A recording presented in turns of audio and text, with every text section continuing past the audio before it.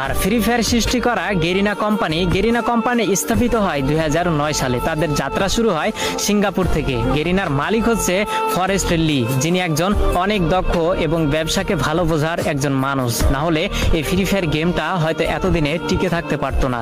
তো 2009 সাল থেকে গেরিনার যাত্রা শুরু হলেও তারা কোনোভাবে কোনো গেমে সাকসেস পেল না, সবকিছুতেই তারা ফেল হয়ে গেল। একের পর এক ভিডিও গেম রিলিজ করেও মানুষের মন জয় করতে পারছিল না। তো 2014, 15, 16 সালে গেরিনা বেশ কয়েকটি গেম মানুষের সামনে উপস্থাপন করে, কিন্তু এত পরিমাণ ভালোবাসা এবং এত পরিমাণ জনপ্রিয়তা পায়নি গেরিনা কোম্পানি ওই অন্য গেমগুলোতে। কিন্তু সবকিছুতেই একটা টার্নিং পয়েন্ট থাকে, যেটা 2017 সালে গেরিনা কোম্পানিকে তাদের মোড় ঘুরিয়ে দিয়েছিল। যেহেতু 2017 সালে শুধু পাবজি গেমটাই ব্যাটল রয়্যাল গেম ছিল এবং মানুষের মাঝে উৎপত্তি হয়েছিল একটা বিশেষ গেম হিসেবে, সেহেতু গেরিনা কোম্পানির মালিক ফরেস্ট লি ভাবলো কেন না মোবাইলের জন্য একটা ভালো গেম উপস্থাপন করা যাক বা মানুষের সামনে ছড়িয়ে ফেলা যাক, যার হাত ধরে কয়েকজন টিম নিয়ে এই গেমটাকে তৈরি করার কাজ শুরু করা হলো।